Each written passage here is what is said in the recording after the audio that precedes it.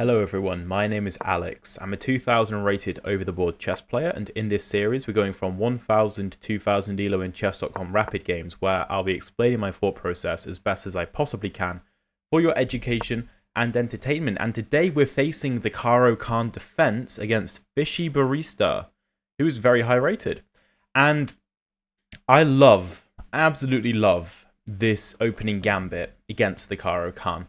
Now, if you've seen the previous episode of the speedrun, I played this exact same gambit, except against the French defense. So, of course, this c6 pawn is back on c7, and this e6 pawn is on e6.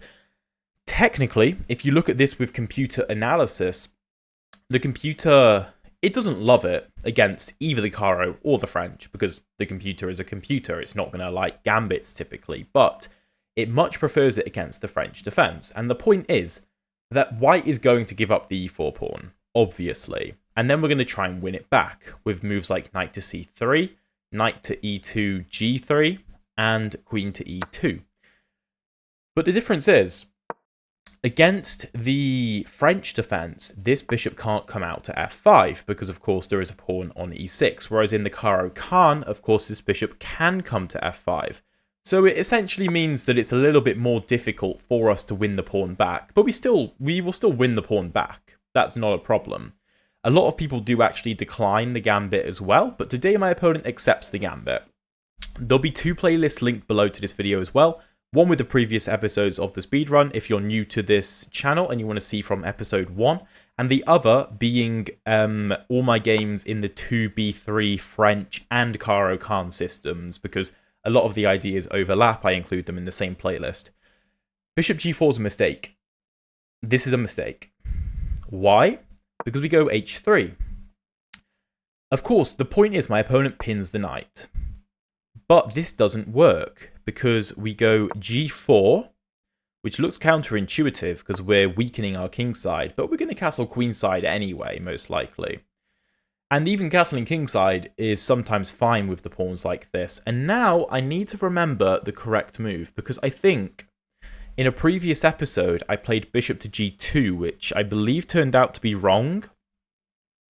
I believe that was wrong. I think knight to f4 is an idea. Going after the bishop like this. And there's basically no way for black to save the bishop. And another idea is to go bishop to g2 immediately. Now, I think knight to g3 fails because of the move h5. That's the problem. So, both these moves, I believe, are viable. I don't think the move order really matters. If bishop g2, h5, g5, knight to d4... Knight takes e4. I think I prefer knight to f4 though, because there's something like h5, g5, knight d5, take. We ruin black's structure. So, of course, black doesn't have to go h5. I know, but or maybe I should start with bishop g2. I'll start with bishop g2. Because I know this should be fine, and we will check in the analysis after the game. All I know for sure is that knight g3 doesn't work because of h5, so I think either of these moves are playable. And this is one of the reasons I quite like this gambit, because things are so unorthodox that it's not obvious what the correct moves are, and obviously, as we saw on move 5, my opponent makes a mistake with bishop to g4. The correct move is bishop to f5. Defending this pawn. And even then, things get very complicated after knight to g3 attacking the bishop. Black can go e6 defending the bishop, or go bishop to g6, and then something like h4, h6, h5, bishop h7, queen e2, and black can't defend the e4 pawn, is the idea. And we win the e4 pawn, open up our bishop, potentially put our bishop on g2 in many lines, like we've done in this line, and we just get a game. We avoid all the theory. I love the Caro Kann with the black pieces, right? And I find that white often really struggles to cause any kind of chaos, which is often what you want against a solid opening like the Caro Kann, right? It's difficult to cause chaos against it. This opening, I think, allows for chaos. Okay, so my opponent goes knight to d7. If knight g3, h5, g5, h4, knight takes, that should be good for us, because we cover the f6 square, making it hard for this knight to develop. Yeah, that's right. And if knight to c5 defending, I think just queen to e2. And if queen to d4 trying to keep defending, then I believe we just castle and defend our bishop to prepare for discoveries against the queen. We can also go knight to f4, of course, but what I don't want to do is open up the h-file for his rook to be active against the h3 pawn. So let's go knight g3. And we want to win this pawn back, go queen e2, and probably castle queenside. We may expand our f-pawn to try and cause this bishop some problems, or if e6 gets played, to try to rip open the e-file. There's also, let's say, I don't know, my opponent goes queen a5, which is a common idea. After queen e2, I don't know, h6 giving the bishop some breathing room. This is not necessarily what he will play. These are just common moves. Then there are ideas of taking on e4 and setting up knight to d6 check ideas because the pawn's pinned to the king. But my opponent doesn't go for that. He goes knight c5, which is kind of what I expected, trying to over-defend this pawn. I think queen to e2. If e3, we can just take like this, and the bishop can't take on c2 because it's defended.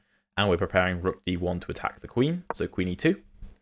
And as you can see, you know, we've got fianchettoed bishops, two fianchettoed bishops. Our knights are working together in the center to target the light squares. We've developed 5 pieces already. We're preparing to castle, and then our development is essentially complete.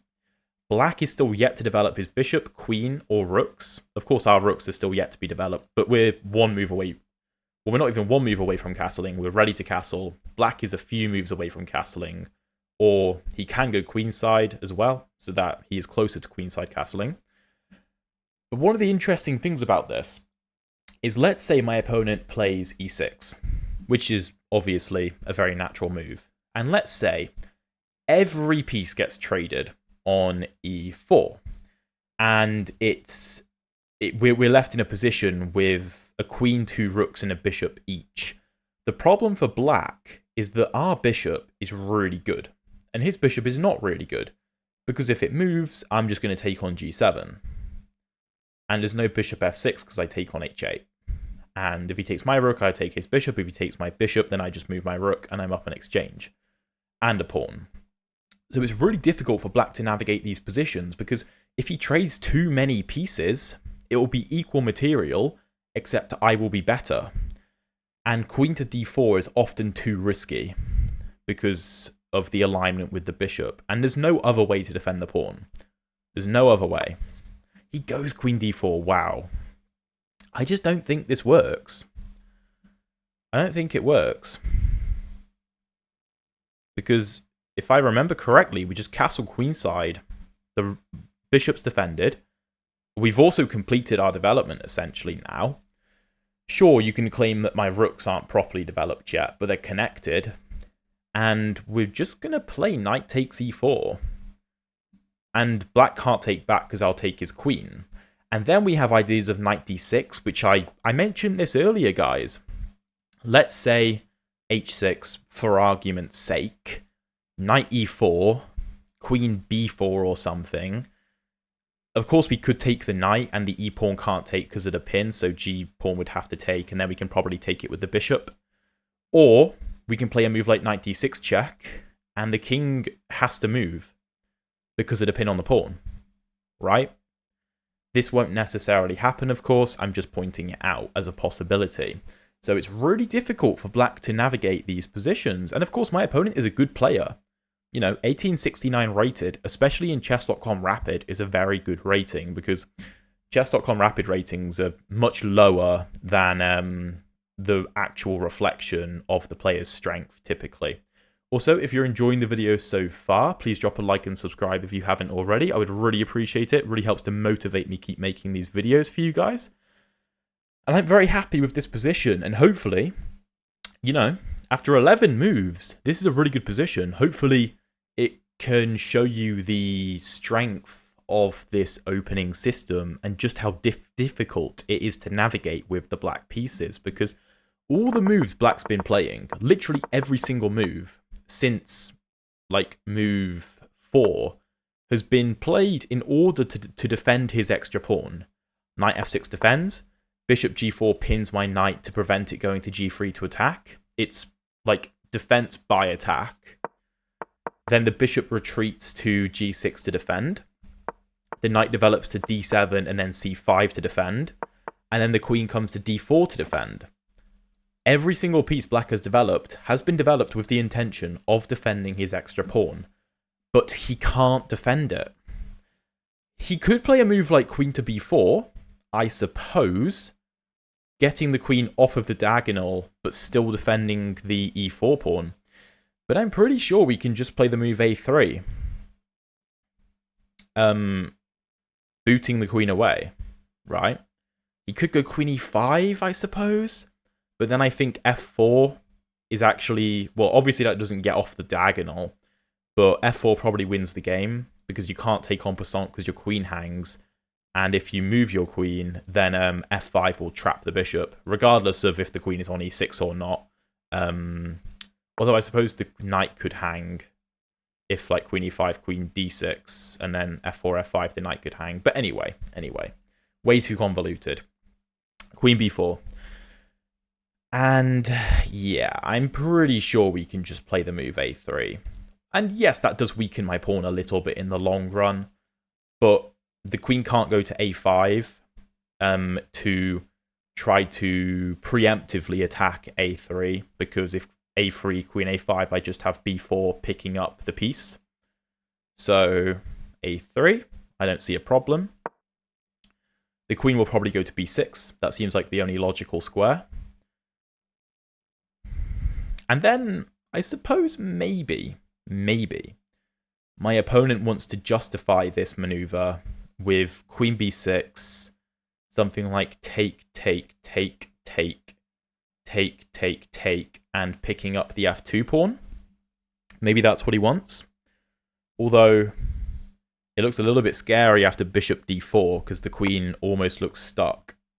Does the queen just fall in that scenario? Take. Queen f2. Bishop d4, of course defended by my queen. Queen g3. Yeah, maybe the queen just survives, because it can retreat via this diagonal, or to h4. Interesting. I could go b4 to kick the knight away, but I'm a little bit concerned about a5 ideas then. Something like this, and take. Like a5. Okay, maybe not here because of knight to d6, like I mentioned earlier, but in the future, black could just trade everything and then play a5. What else can I do? I could go h4. I could go g5. I could go g5. Trying to mess with the knight. Knight d4. Sorry, knight d5 even. Take. With ideas of knight to d6. And if the bishop takes, the f2 pawn is defended by my queen. And the knight on d5 doesn't really do anything. Although it could come to f4, which is the only issue, forking my queen and my bishop. Okay, interesting. Again, what if I just trade everything? Oh my god. Literally everything. And queen f2. What about rook f1? What about rook f1? Let's say queen back to b6. I'm just thinking, can I exploit f7? Like, literally just go queen to f5. And if f6, I mean, that looks untenable. That looks completely untenable. Because I just have g5, probably. And then g6, queen e6. f5. I mean, black just can't develop. So that looks quite good, I think. Let's go for it. This is a gambit. I'm winning this pawn back, but giving this pawn back. With the intention of causing chaos down the f-file and basically claiming that black doesn't have time to play e6 and develop his bishop. Even if he did, g7 would probably hang.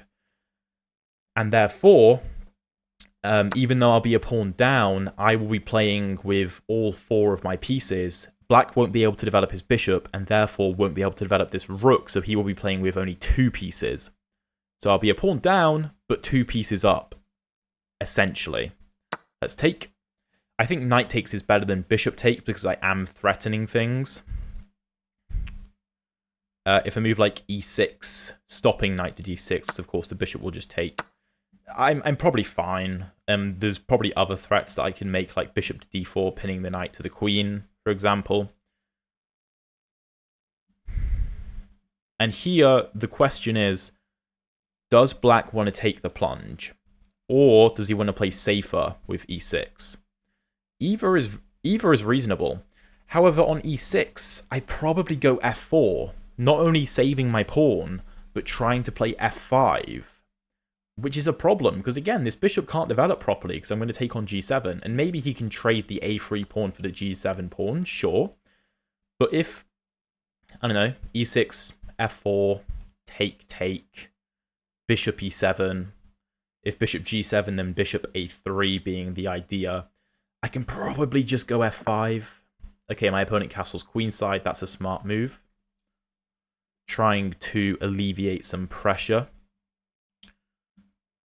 Also opening up his rook on the open d-file, which is obviously a good idea. f4 still looks good though, and I think I'm probably going to play it.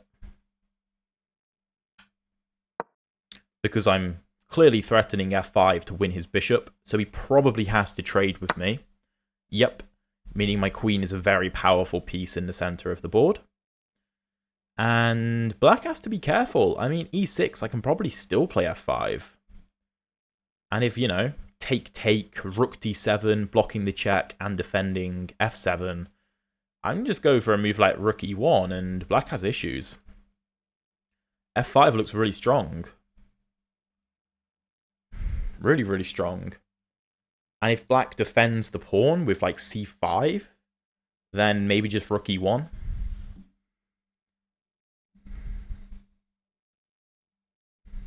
Looks pretty good. The point is that, you know, even though black is preparing to develop this bishop and get the rook into the game, he hasn't done it yet. He hasn't had the time to do it yet. So I'm trying to attack him while his queen is a little bit out of the game. This rook is a fine piece, but his king is vulnerable, and these pieces are not developed yet. I'm trying to exploit his lack of development before he can develop. So f5. I'm obviously just threatening, let's say, bishop c5. I'm obviously just threatening to win a pawn. Obviously. Also, g7 is a problem. And if he takes me, then queen takes. My queen is a very, very powerful piece now. Rook d7, of course, blocking the check and defending the pawn, like I mentioned before. Rook he1 looks really strong, threatening rook to e8, which would end the game. If rook here, the bishop can't really come to e7, because I'll probably just take on f7, with threats on the bishop and ideas to attack the e8 square. There's no way the bishop can move with check on my king to win my queen either, because my bishop's in the way on b2. So, rook he1. How does black defend? If bishop d6, obviously opening up his other rook to the e8 square. I can take on g7, but then he takes on a3, and that looks a little bit meh. Here.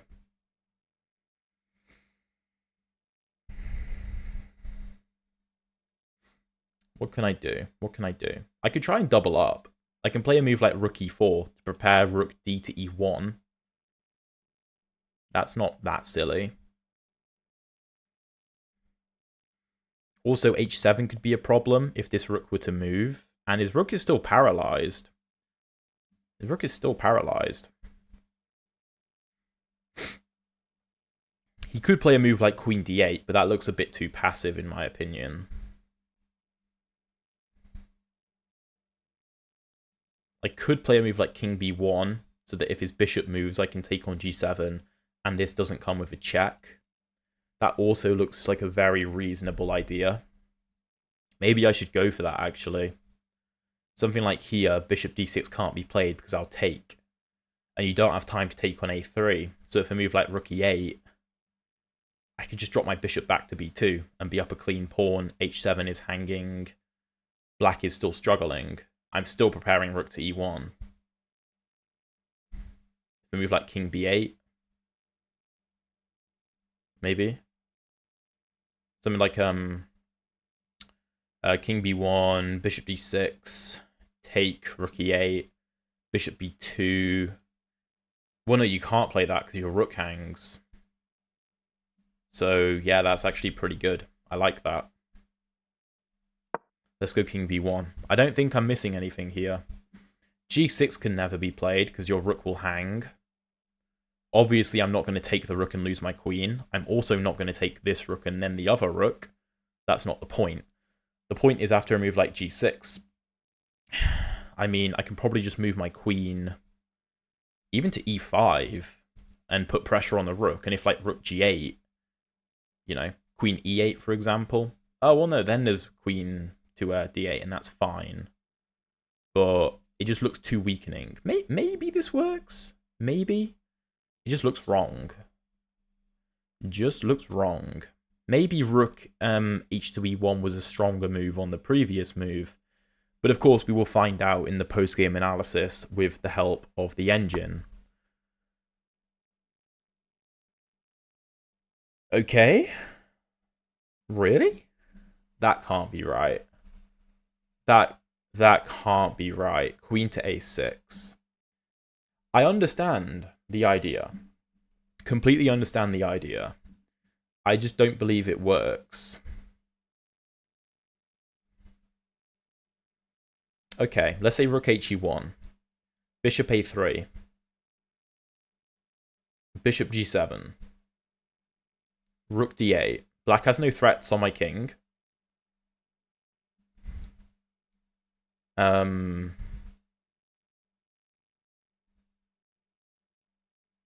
Rook e4. Threatening rook to a4 and also threatening to double up. That just looks good. Here, here, here. Black has no threats. And the rook can't go to e8. I think that's good, right? Rook he1. Let's go. I accept the challenge. Now you also can't go g6, because I'd probably just give you a check, and then give you a check, and then win your rook. So, you can't do that either. Bishop a3 looks like the only move, to be honest, because you're covering the e8 square. Because if rook e8 comes in from me, then I just win. Most likely, I just win on the spot, because your king is way too weak. Way too weak. So you probably have to go in and take the plunge on a3. But whether that works or not, I don't know. He takes. I was, of course, looking at moves like rook e7, but the bishop covers that. And I can't take and then do it because the queen covers that. So let's go bishop to g7. My king is perfectly safe. My bishop does a good job defending. And the queen and the bishop from my opponent simply can't coordinate properly. They just can't coordinate well enough. Rook g8 is not a move I considered. I feel like that's a waste of time, no? I could take on h7. Taking the bishop makes no sense. Like trying to claim this bishop is strong, it doesn't work. So here, I'm up a pawn. If you play rook d8, which looks like the only move, really. bishop to f6, and I think you're just losing your rook. Yeah, I thought rook to d8. Well, sorry, rook h to g8 was the only move. Rook h d8 even. Oh my god, I can't speak. Rook h to d8. Is there anything else? I don't think so.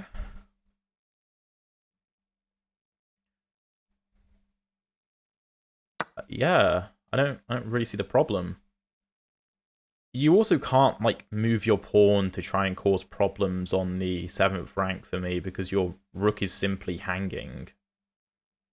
Your queen also doesn't have access to d8 to help out, which I did think queen a6 was going in the wrong direction. I thought black had to play a bit more defensively there, but again, we'll see with the computer. And I can always evacuate my bishop to pretty much any of these squares, or even to b2 to offer a trade. Because if I do get a bishop trade, let's say rook d8, I'll probably play bishop to f6 there. But let's say I just drop back to b2 even, and we get a trade. How are you planning on exploiting my king? I mean, maybe if your queen can get to the dark square diagonal somehow, but I can probably just occupy that with my queen and stop that in its tracks. However, yeah, if rook to e8, I think bishop to f6 is very, very strong. Because the rook is running out of squares. If the rook goes to f8, that is defended by the bishop, of course. I could... Oh, no, sorry, I can't do that. What am I on about? I'd probably just go queen back to f5. Pinning the rook. Or if this, I can go for my plan of rook to e4, preparing rook a4. Or preparing to double up on the e-file. Or preparing ideas of queen to f5 and rook to d4 to exploit the pin on the rook. Maybe. There's loads of options. And my opponent's clock is ticking down to 4 minutes left. We have 6 minutes, so for the first time in what seems like a while, we are also up on time, which is a nice change. And up a pawn, and with a better position, I think. Because again, I don't think this is particularly scary. Well, we also have a passed h-pawn. That shouldn't be forgotten about. If we were to trade down into a rook endgame right now, there's a good chance we'd be winning it, especially if this pawn could get to h5 so that it's protected, and f7 would be weak. That shouldn't be forgotten. Yeah, my opponent sacks, which I saw, but I don't think it helps him. Don't think it helps him. I was just seeing whether throwing in a check here does anything, but... Does it change anything? Maybe. Maybe. Let's not automatically take. Of course, if my opponent does this, then we just trade more pieces, which is obviously good for me. If I take this, can my opponent stop rook e8? I mean, of course he could go for a move like rook d8. But then I just get the f7 pawn. Rook e8, king c7 is the only move, realistically. Take.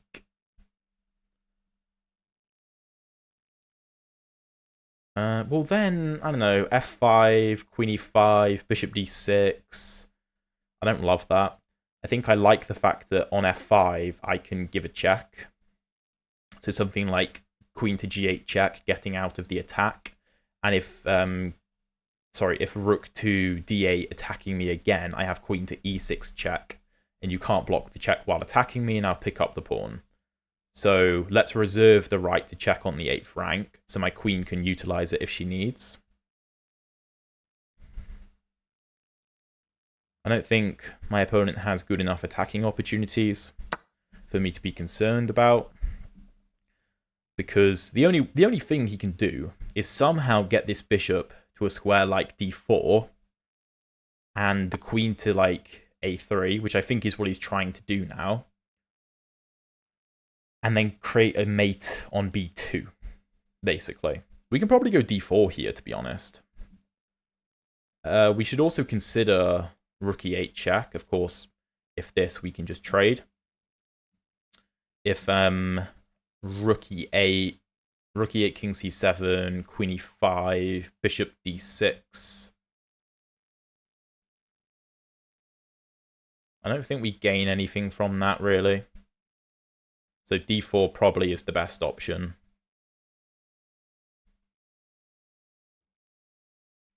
Looks like it. Although then he could try and do this. If d4, bishop to... oh my god. d4, bishop b4. Check here. Check here. We're in the same scenario. Yeah, I should stop this. Maybe just rook e4.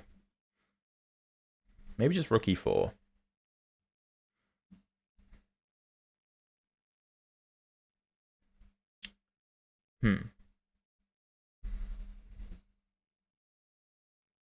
We could do this.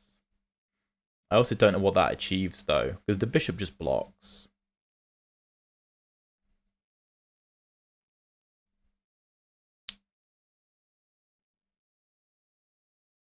Interesting ideas from my opponent, for sure. Rook e4 looks good.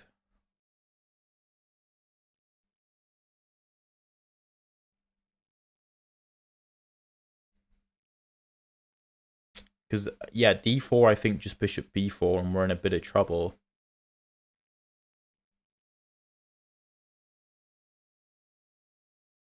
Let's do it. I'm just trying not to blunder anything, like some kind of sacrifice and queen f1 and somehow getting mated. I don't think so. Like bishop a3 and this, but my queen covers the a1 square, so that's okay. Even if it didn't, king to b4, and I should be fine. Like a5, I don't know, king c5 or king c4 is probably even better, for example. But I don't think that's a problem. And now, I mean, of course, we're up a pawn and an exchange, but the black king is okay. I know I have checks on it in various positions, and it's not completely safe. But black can use the rook and the bishop to curl up in a bit of a defensive ball. So I think our best plan of victory would probably be pushing the h-pawn.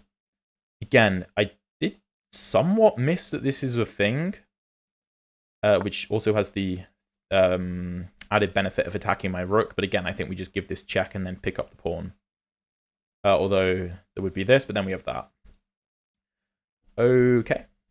Well, here we could go for this idea, because if the bishop blocks, then the queen hangs. I assume the point of this is to attack d2. So, check.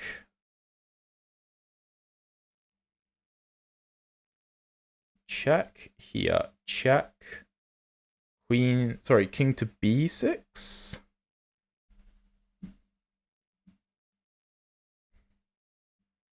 Huh.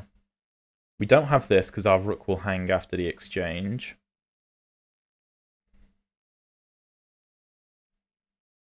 We could go rook a4. I think rook a4 is good. Queen b6. But then what?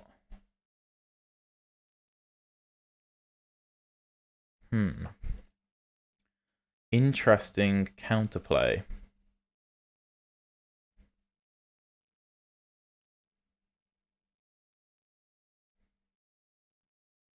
Can I do this? Defending and causing issues here.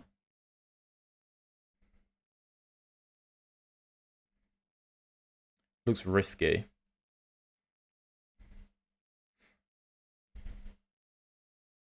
There. This is complicated. I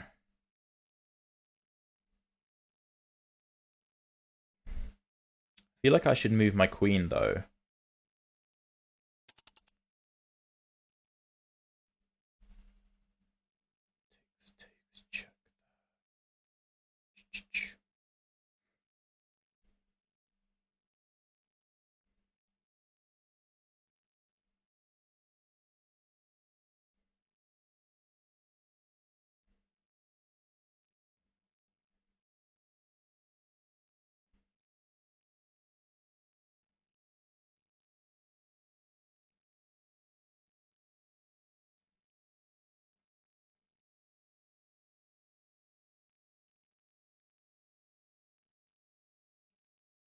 Oh, I can't figure this out. D4 probably. I'm going to go D4. I'm not confident, but I'm going to play it. I'm on really low time. That was really bad time usage. Although I may be setting a bit of a trap. I think bishop d6 might be the only move. So if bishop b4 check here, check. Yeah, then I force a queen trade. I force a queen trade. And then we should win. Oh, I think I've just gotten out of a sticky situation there. Pure luck. Oh, well, not pure luck, but partial luck. Because I think bishop d6 was better. But now we force a queen trade. We, of course, couldn't have taken with the pawn because our rook would hang and then we'd be losing. But we can take with a rook. And there is a 10-second increment, so I can live off of increment here. And being an exchange up with a passed h-pawn and a pawn up, this should be a relatively easy conversion from here on out. Whew. What a game. What a game. Very interesting game. Let's, of course, just defend. And this bishop is annoying, but we can just kick it out with a move like rook to d3. If this pawn could teleport, sorry, if the rook could teleport to f1, then we could be getting mated, but it can't, fortunately. Let's go rook d3, kick the bishop away, because it's annoying. And then probably start pushing the h-pawn, no? We could play c3. Doesn't look like a silly idea. Let's play it. We could potentially gang up on the f7 pawn, because it's caught in a bit of a precarious position. And my opponent will try and create counterplay for sure, but I don't think any of it will work, especially because of the amount of pieces I've got on light squares. His bishop obviously can't influence the light squares. Bishop d6 might be good, so I can't go rook to f4 and rook to f3. Well, that's an interesting move. Is he trying to do this? Maybe? Also just stop my pawns from advancing. That might be the idea. I think I'm going to move this rook so that c5 take doesn't hang my rook if I want to go for that. If bishop 2 g5 now. Probably the best move. Or maybe the most resilient anyway. Also, if the c-file opened, he'd have access to d2 if he did that. Which is another interesting point. And the idea is to play f6 to lock the bishop in. But this, no, this seems a bit odd. I assume the idea is this. But even then, that doesn't work. No, let's do it. Because if this I take with the pawn, my rook defends the other pawn, and then I'm just preparing to push with tempo. And this should be almost a wrap. Almost a wrap. If he doesn't go for f5, then I'll just keep pushing this pawn, probably. And the further up the board it gets, the bigger a problem it becomes.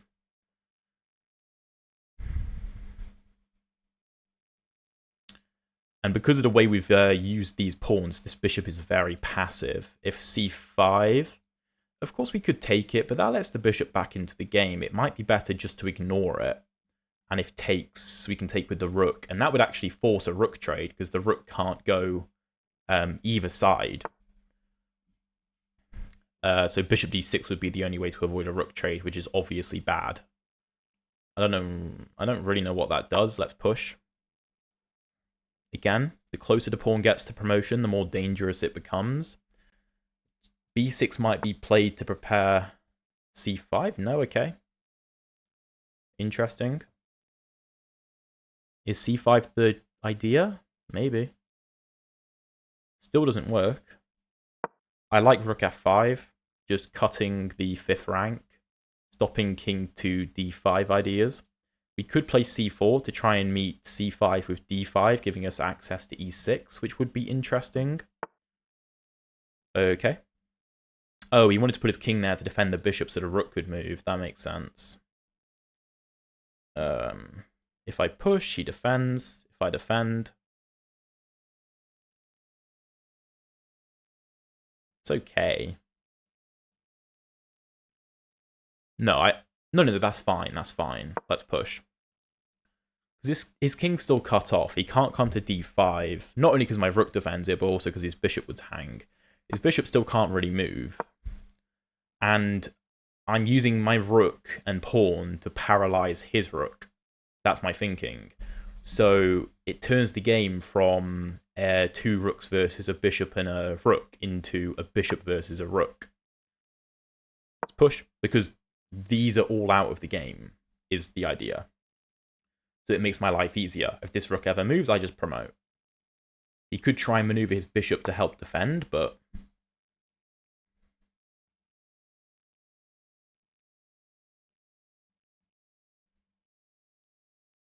I think maybe creating a second pass pawn makes sense. He's going to run his king over to try and help defend, but I don't think that really helps him.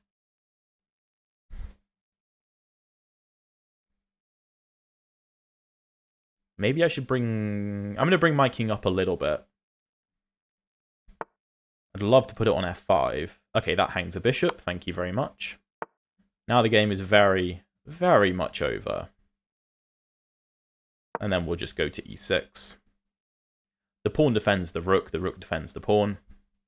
And the pawn can't be attacked because the king cuts off the 5th rank, so the king can't go to g5 to attack the pawn. f5 also can't be played. Trying to deflect the pawn away from the rook or deflect the rook away from the other pawn because it is pinned to the king. And my opponent can win the pawn, but this is obviously game over. I don't really know why he hasn't resigned yet. Like, I'm pretty sure he can assume I can convert this position. It kind of baffles me when people play on here. I mean, maybe he's going for a stalemate, but like, he's not going to get a stalemate. I think he knows that.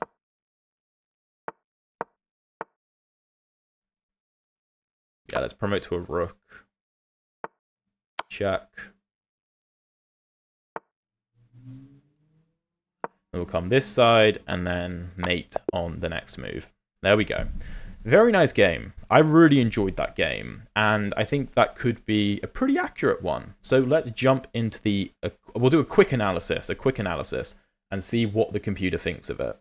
So the computer gives us 91.1% accuracy, and it looks like there was basically one moment in the game where we potentially not gave it away, but gave away our advantage. So make sure you stick around to see where that was. But okay, we open with the Euwe Attack. This is what this is called. And DE4. Knight C3, knight F6 defending, knight G to E2, preparing knight to G3 to attack. Typical lines go somewhat like this, and then after queen E2, we're going to pick this pawn up. And the computer evaluates this as basically equal. Bishop G4 is a bit of an inaccuracy because of H3. If black takes, we take here. And we have the bishop pair, and we're going to win the pawn back regardless. So bishop H5. Nope. Bishop H5. G4, bishop G6. So I play bishop G2, which is fine. Knight F4 is also fine. H4 is also good, though. Which, I mean, I certainly didn't see. What is this? If the bishop retreats, we take him with loads better for some reason. And if E6 defending the bishop, I have no idea. That's not what happened though. We go bishop G2, and the position is essentially equal. Knight BD7, knight G3 attacking, knight C5, queen E2 attacking, and queen D4 is a mistake.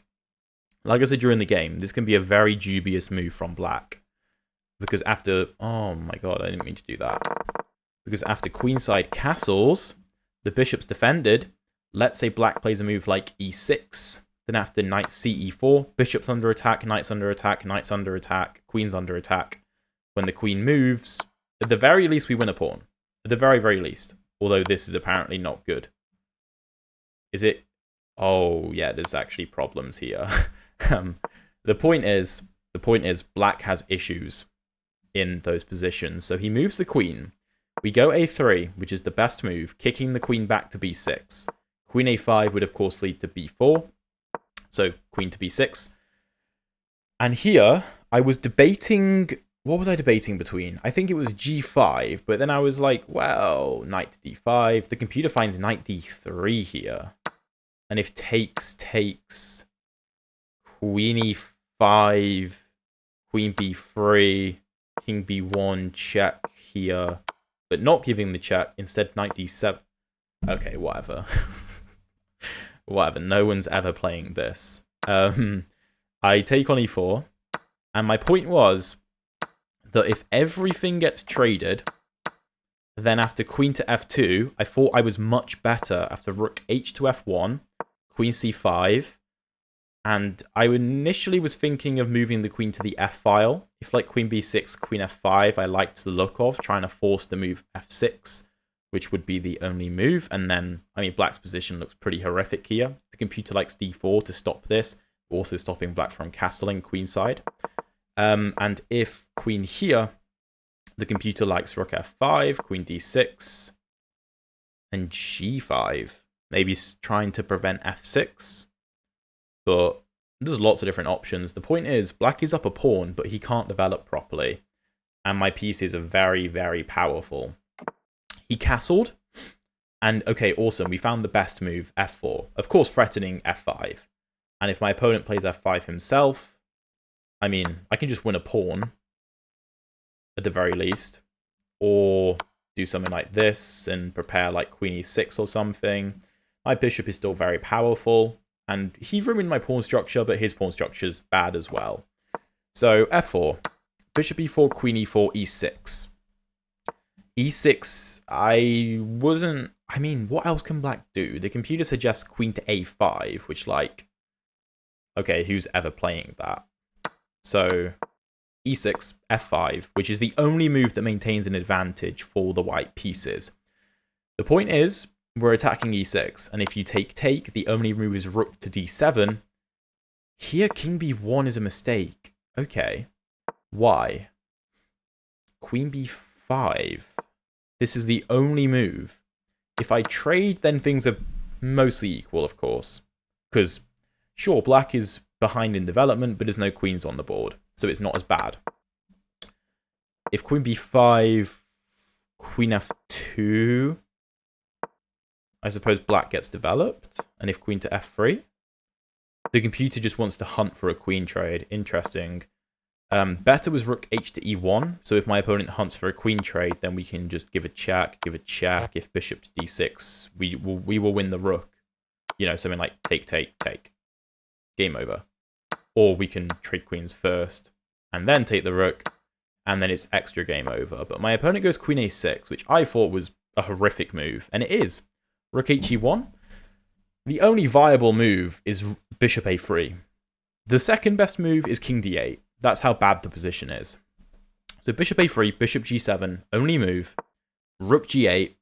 And yes, we take on h7. Awesome. I thought that rook to d8 would be played, and that is the computer's favorite move. And after bishop f6, rook f8, I can still take here, but basically, black gets an extra move. By doing it like this, everything comes with tempo. And if you come here, here, I've got an extra move is the point. I can grab the pawn and get back out quickly, and black has nothing. So he sacks the rook, which practically was actually quite a good idea. Bishop c5 I didn't see going for this. Rook e4 is the best move. Happy to have found that.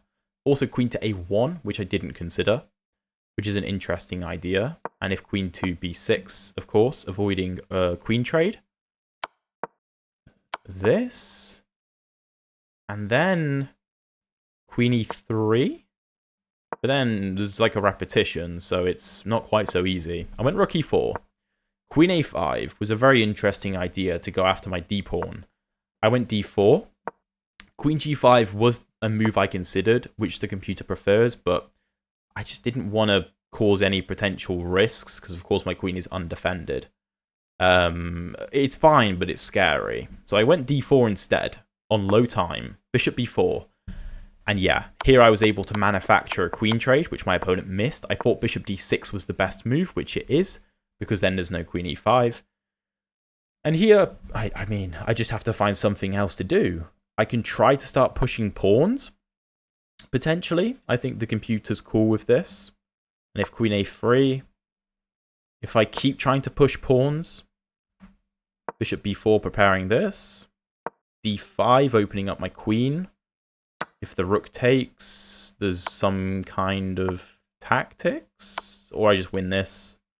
It's all very complicated, but my opponent misses the idea. Queen e5 check, we trade the queens, and then I try to essentially just make the position as easy to play as humanly possible, kick the bishop out, and push the pawn. I then use my rook to paralyze his rook, and of course my opponent gives away his bishop for some reason, but even if he goes bishop to f8 here, I mean, I can potentially throw this pawn forward, which I like the look of. I can keep bringing my king if bishop g7, trying to free up the rook. I mean, you can do that, but I'm probably just going to keep pushing if, like, take, and not that. Rook to d8. I mean, I don't really see how you can defend this. I can't promote yet, sure, but, like, how is, like, what is black doing? My rook is defending everything. So, of course, my opponent ends up sacking his bishop, probably accidentally, and then we just sweep up all the pawns. My opponent doesn't resign, and we give him a typical 2-rook ladder checkmate. Very interesting game, and this is why I like this very strange opening gambit system, because black can't hold on to the pawn, and if he does, it sucks, essentially. If you want to see another game in this exact same system, then check out the video that's going to show up there. And if you want to see the previous episodes of the speedrun, check out the playlist down there. Thank you very much for watching, and I'll see you in one of those videos.